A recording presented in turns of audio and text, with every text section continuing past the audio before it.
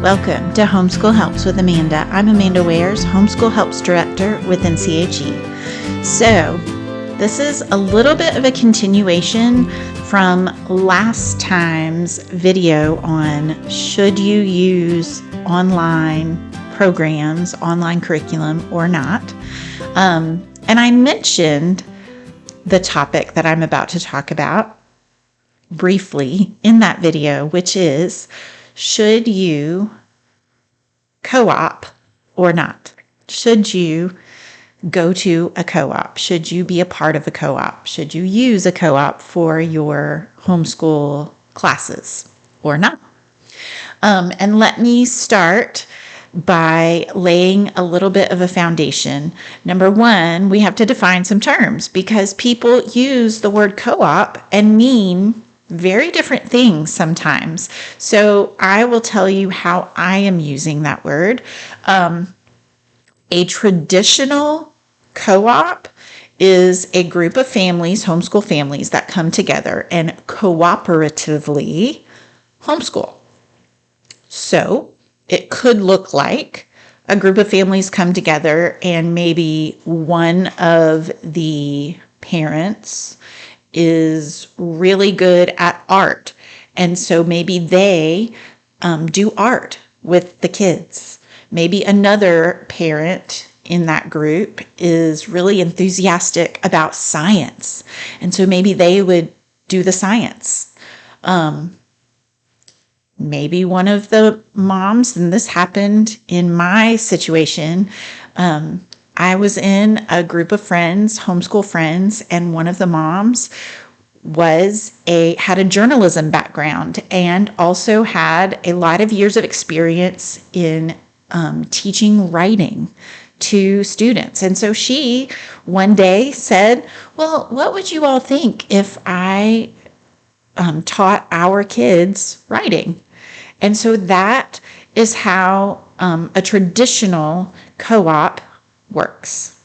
Usually in that kind of situation, very little or no money is exchanged. There might be some money for supplies or what have you, but it is a very different situation than a more modern version of co-op, which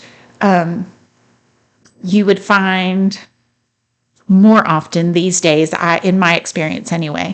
It is more often the case these days that when you say the word co-op or you hear about a co-op, what you are going to find is a group of homeschool families that do come together, usually once a week, and oftentimes the teachers / tutors or mentors is what the co-ops around here very purposefully change that vocabulary because they say the homeschool parent is the teacher and the tutor or mentor at the co-op is not the final teacher, which makes sense, right? But in those situations that I find these days, most often, the parents pay these tutors, mentors, teachers, whatever you want to call them, they pay them to teach these classes. And many times there is a board that is running this co-op, and it is not just a group of families cooperatively learning together. It's a very different situation. And maybe a more accurate term, but one that doesn't get used a lot, is enrichment classes or a resource center or something like that. But often when you hear co-op, that's what people mean. Sometimes people will use co-op also to mean a homeschool group, like a homeschool support group, like they used to be called, where families would get together and do field trips or park days or just social things, social activities, sometimes educational activities, but most often social. And in my experience, those are usually called homeschool support groups, homeschool groups. I try to call them homeschool social groups to differentiate. But I have heard people say, oh, I want to join a co-op, and that's what they mean. I know, it's confusing. But, and let me, full disclosure here, because I may end up sounding a little hypocritical in what I'm about to say, but should you co-op or not? And in my opinion, if you have all little kids, if your oldest is in middle school or younger, should you outsource some or most of your classes to a co-op, resource center, etc., etc.? In my opinion, no, I don't think you should. Now, when you get to high school, when you get to some of those specialized classes, I think science labs are more fun to do in a group. I think that in some of those high school subjects, it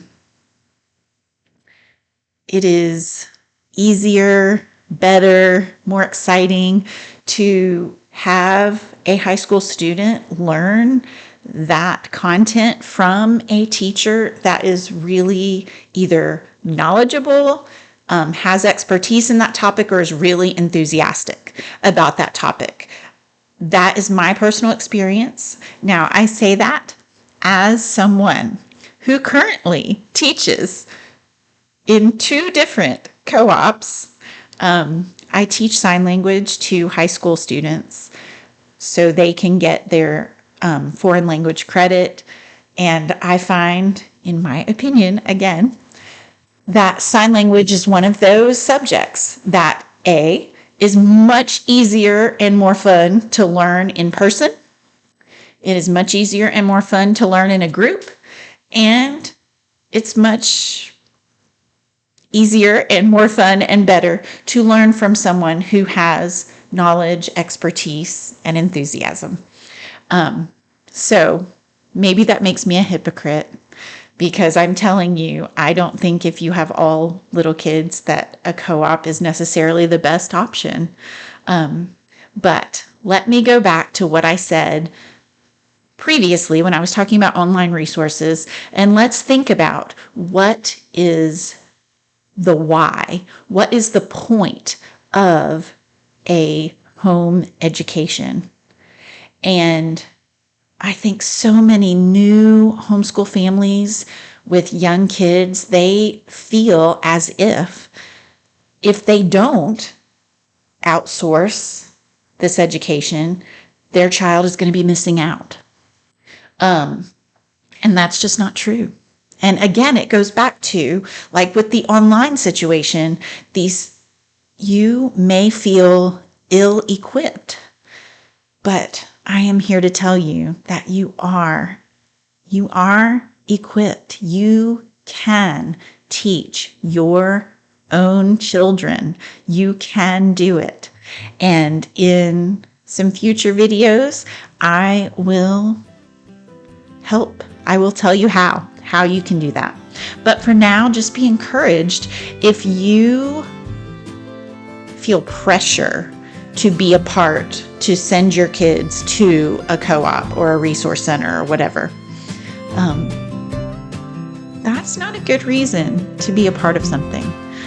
If you feel like, oh, if I don't do this, I can't possibly give my child that kind of education, whatever, that's just not true. So, unpopular opinion, I'm sure, but that's what I think. I really hope this helps today.